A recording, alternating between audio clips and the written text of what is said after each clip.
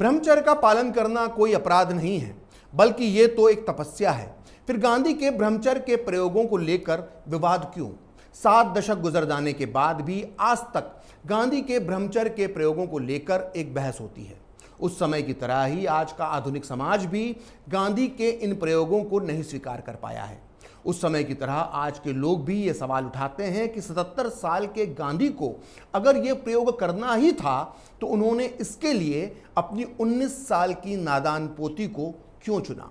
ये सारे सवाल इसलिए महत्वपूर्ण हैं क्योंकि ब्रह्मचर्य के प्रयोगों की वजह से उस दौर में गांधी की छवि को जबरदस्त धक्का लगा था और आज भी गांधी के विरोधी इसे मुद्दा बनाते हैं। वैसे तो गांधी ने कई महिलाओं के साथ ब्रह्मचर्य के प्रयोग किए, लेकिन आज हम चर्चा करेंगे सिर्फ मनु की, जो एकदम करीबी रिश्ते में गांधी की पोती लगती थी।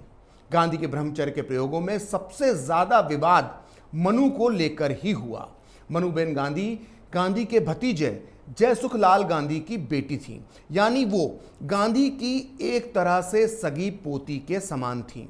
1946 के आखिर में जब नोआखली में गांधी दंगे रोकने के लिए गांव-गांव घूम रहे थे तो मनु उनके साथ साए की तरह पूरे समय साथ रहती थी। गांधी दिन में मनु को अपने सहारे की लाठी बनाकर रखते थे तो रात में उनके साथ ब्रह्मचर्य के प्रयोग भी करते थे।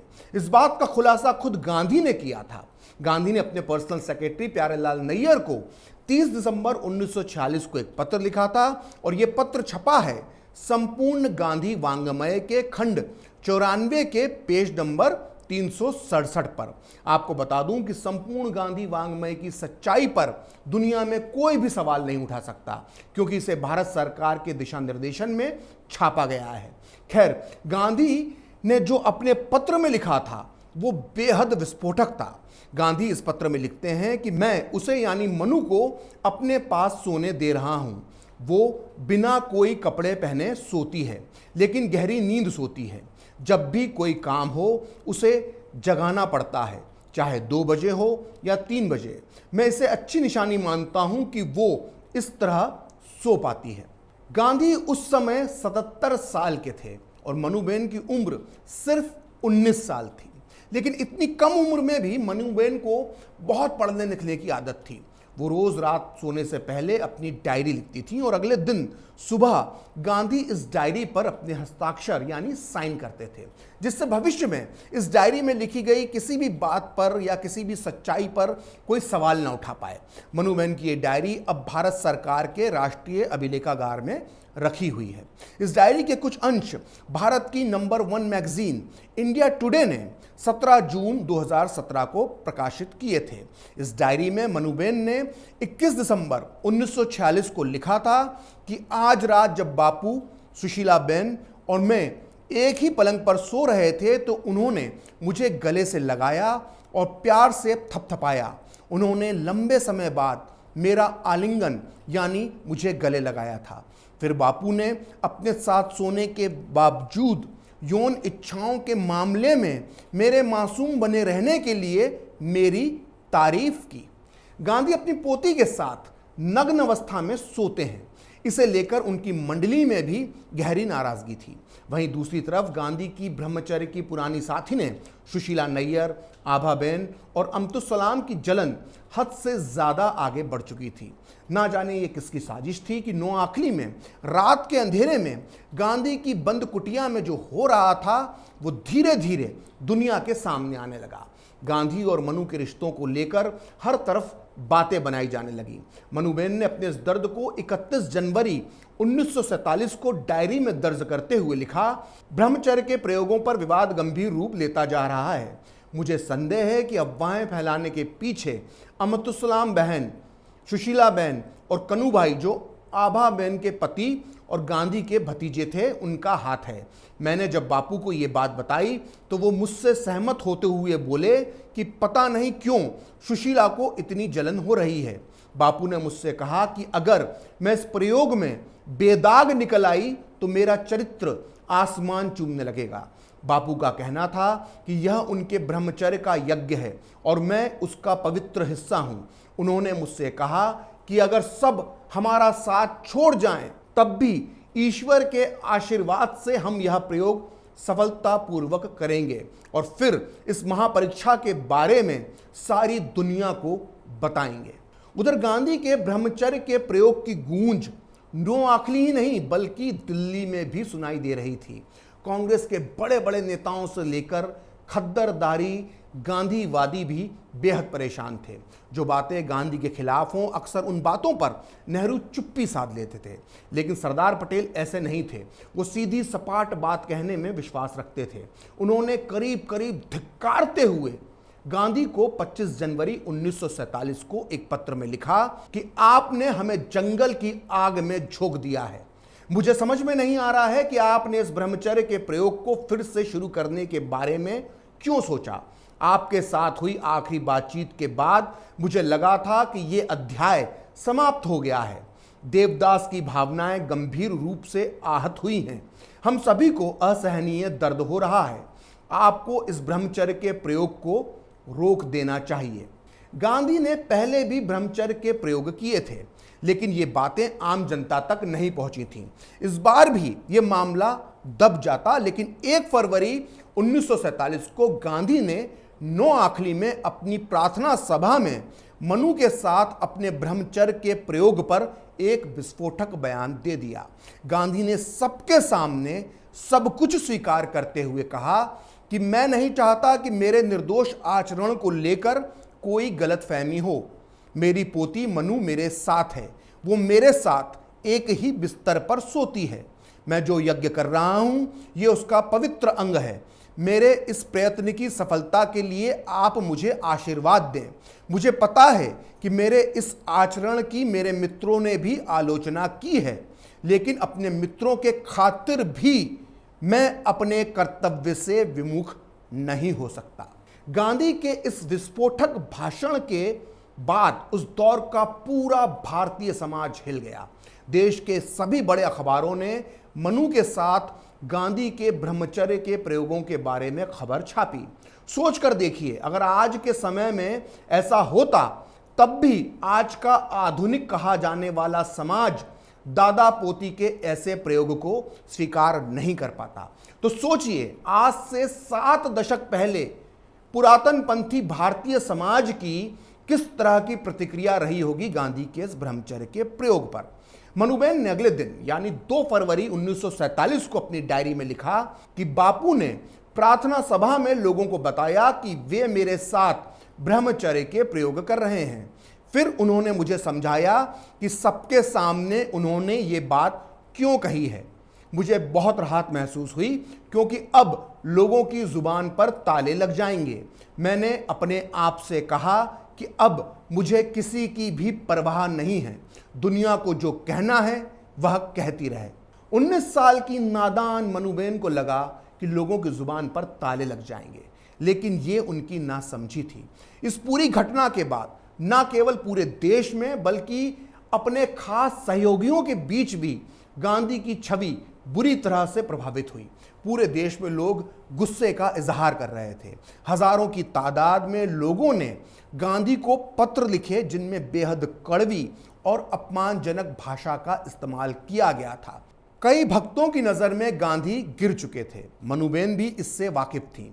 उन्होंने 7 फरवरी 1947 को बेहद दर्द भरे शब्दों में अपनी डायरी में लिखा कि ब्रह्मचर्य के प्रयोगों को लेकर माहौल लगातार गर्माता जा रहा है। ठक्कर बापा आज अपने साथ बहुत सारे पत्र लाए जो इस मुद्दे पर बहुत गर्म थे। इन पत्रों को पढ़कर मैं हिल गई। ब्रह्मचर्य के प्रयोग को लेकर सरदार पटेल पहले से ही गांधी से नाराज थे, लेकिन इस नए कांड के बाद उनकी नाराजगी और भी ज्यादा बढ़ गई।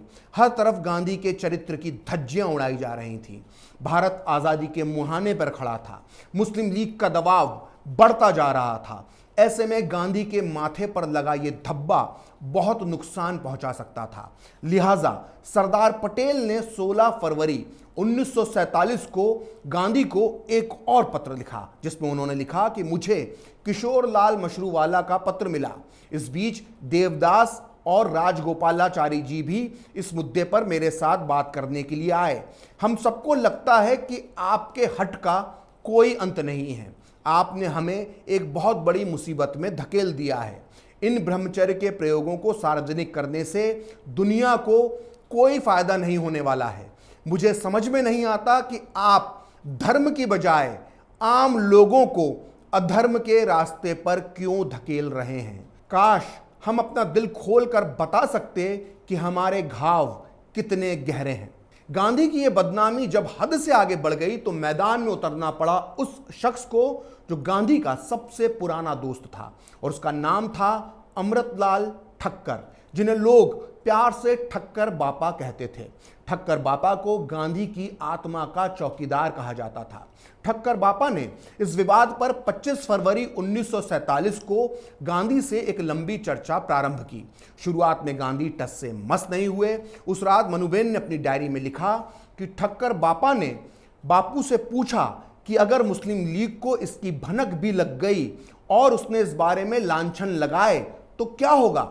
बापू ने जवाब दिया कि किसी के डर से वे अपने धर्म को कतई नहीं छोड़ेंगे। बापू ने ठक्कर बापा से कहा कि अगर सरदार पटेल भी उनका साथ छोड़ देंगे तो वो अपने इन ब्रह्मचर्य के प्रयोगों को जारी रखेंगे। सोचिए, अपने ब्रह्मचर्य के प्रयोगों से गांधी को इतनी सुख और शांति मिल रही थी कि वो इसके लिए सरदार पटेल का भी साथ छोड़ने को तैयार थे। लेकिन ठक्कर बापा भी कहां पीछे हटने वाले थे। उन्होंने एक ईमानदार चौकीदार की तरह गांधी की आत्मा को जगाने के लिए पूरे 7 दिन तक संघर्ष किया। 77 साल के गांधी की आत्मा पर ठक्कर बापा की सीख का कितना असर पड़ा यह तो नहीं मालूम, लेकिन 19 साल की मनुबेन की आत्मा अंदर तक हिल गई। उन्होंने 2 मार्च 1947 को अपनी डायरी में लिखा कि आज बापू को ठक्कर बापा का एक गुप्त पत्र मिला। उन्होंने इसे मुझे पढ़ने को दिया।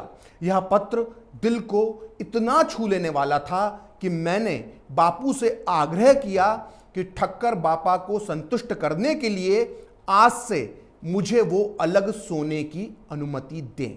इस तरह नोआखली में मनुबेन का विरोध करने पर गांधी ने कुछ समय के लिए ब्रह्मचर्य के प्रयोग रोक दिए। जब गांधी मनुबेन के साथ ये सब प्रयोग कर रहे थे तो आचार्य कृपलानी ने गांधी को एक पत्र लिखकर कहा था कि आप मनुष्य का प्रयोग अपने लक्ष्य के लिए नहीं बल्कि अपने साधन की तरह कर रहे हैं। यानी कृपलानी की नज़र में मनुबेन गांधी के लिए एक साधन मात्र थी। आसान शब्दों में आपको समझाया जाए तो उसका कहने का मतलब यह है कि 19 साल की मनुबेन गांधी के लिए एक गिनी पिग थी जिसके साथ जैसा चाहें वैसा प्रयोग कर लिया जाता है। आखिर गांधी की इस प्रयोग के साधन का अंत क्या हुआ? गांधी की मृत्यु के बाद मनुबेन कहां चली गई, इस पर भी चर्चा बहुत जरूरी है। 30 जनवरी 1948 को गांधी की हत्या के बाद उनके बेटे देवदास गांधी ने मनुबेन को उनके पिता और भाइयों के पास गुजरात में भावनगर के निकट महुआ गांव भेज दिया। देवदास गांधी उस समय हिंदुस्तान टाइम्स के संपादक थे और वो जल्द से जल्द मनु से पीछा छुड़ाना चाहते थे, लेकिन उनके दिल में एक बहुत बड़ा डर था और वो डर ये था मनुबेन की डायरी, जिसके हर पन्ने पर गांधी के हस्ताक्षर यानी साइन थे। नादान मनु तो गांधी के हस्ताक्षरों का महत्व नहीं समझती थी, लेकिन पेशे से पत्रकार देवदास गांधी इसका महत्व बहुत अच्छे से समझते थे। लिहाजा जब वो मनुबेन को छोड़ने के लिए स्टेशन गए तो उन्होंने प्लेटफॉर्म पर एक कोने में ले जाकर मनुबेन से अकेले में बातचीत की। देवदास गांधी के साथ हुई इस पूरी बातचीत का पूरा वर्णन मनुबेन ने अपनी किताब द लास्ट ग्लिम्स ऑफ बापू में किया है, जो हिंदी में बापू की अंतिम झांकी के नाम से प्रकाशित हुई है। वो अपनी इस मशहूर किताब के पेज नंबर 334 पर लिखती हैं कि ट्रेन 2 घंटे लेट थी। देवदास काका मुझे अलग ले गए और ट्रेन के रवाना होने तक मुझसे वो बातें करते रहे। उनकी बातचीत का मुख्य मुद्दा मेरी डायरी थी। उन्होंने मुझे चेतावनी दी कि मैं अपनी डायरी में लिखी बातों को किसी को ना बताऊं। प्लेटफॉर्म पर टहलते हुए उन्होंने बड़े प्यार से मुझे कहा कि तुम अभी बहुत छोटी हो और तुम्हारे पास बहुत मूल्यवान साहित्य है, तुम अभी ना समझो। यहां यह बताने की जरूरत नहीं है कि देवदास गांधी के पत्रकार दिमाग में किस बात का डर तैर रहा था। उधर मनुबेन ने खुद को एक छोटे से गांव की छोटी सी दुनिया में समेट लिया। उन्होंने महुआ गांव में एक स्कूल और महिलाओं की सुरक्षा के लिए एक संस्था की नींव डाली। गांधी की मौत के महज 6 साल के अंदर मनुबेन को एक अज्ञात बीमारी ने घेर लिया। मुंबई में उनका इलाज चला। मोरारजी देसाई उन्हें देखने के लिए अस्पताल गए, जिसके बाद उन्होंने 19 अगस्त 1955 को प्रधानमंत्री नेहरू को एक पत्र में लिखा कि मनु की समस्या शरीर से अधिक मन की है। लगता है वे जीवन से हार गई हैं और सभी प्रकार की दवाओं से उन्हें एलर्जी हो गई है। गांधी की मौत के बाद 21 साल तक एकाकी अकेला जीवन जीने के बाद 1969 में मनुबेन की गुमनामी में मौत हो गई। तब मनुबेन की उम्र सिर्फ 41 साल थी। जिस लड़की के साथ गांधी के रिश्तों ने पूरे देश में तूफान मचा दिया था, उसकी मौत की खबर अखबारों की 4 लाइनों में सिमट कर रह गई। नोआखली में जब मनुबेन के साथ ब्रह्मचर्य के प्रयोग हो रहे थे तो उस समय वहां प्रोफेसर निर्मल कुमार बोस भी मौजूद थे। वो इन दोनों गांधी के सबसे करीबी सहयोगी थे, लेकिन गांधी की इन्हीं प्रयोगों से नाराज होकर उन्होंने गांधी का साथ छोड़ दिया था। प्रोफेसर बोस बाद में जाकर दुनिया के जाने माने एंथ्रोपोलॉजिस्ट यानी मानव शास्त्री बने। उन्होंने नोआखली में बेहद करीब से मनुबेन को देखा था। उन्होंने अपनी मशहूर किताब माय डेज विद गांधी में बताया है कि इन प्रयोगों का मनुबेन के दिलो दिमाग पर कितना असर हुआ। वो अपनी किताब के पेज नंबर 172 पर लिखते हैं कि मुझे ऐसा लगा कि एक मानव प्राणी यानी मनुबेन को एक ऐसे काम के लिए बलि चढ़ाया गया जिसका फैसला उस प्राणी ने स्वतंत्र होकर नहीं किया था। मनुबेन ने जीते जी कभी अपनी डायरी को सार्वजनिक नहीं किया, लेकिन उनकी मृत्यु के बाद ये डायरियां उनकी बहन संयुक्ताबेन की बेटी मीना जैन के पास आ गईं, जिन्हें उन्होंने 2010 में राष्ट्रीय अभिलेखागार में जमा करवा दिया।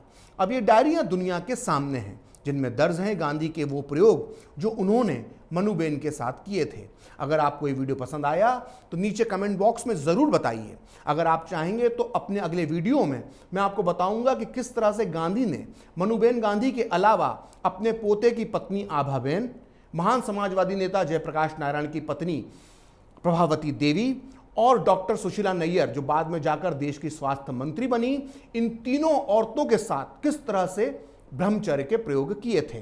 फिलहाल खरी बात प्रखर के साथ में इतना ही। आप चाहें तो मुझसे जुड़ने के लिए मेरे फेसबुक पेज प्रखरश्री 78 को लाइक कर सकते हैं, और अगर ट्विटर पर आप मुझसे जुड़ना चाहते हैं तो मेरा ट्विटर हैंडल है प्रखरश्री 78। अगर आपको ये वीडियो पसंद आया तो इसे लाइक करें, शेयर करें और कैपिटल टीवी को सब्सक्राइब करें। नमस्कार।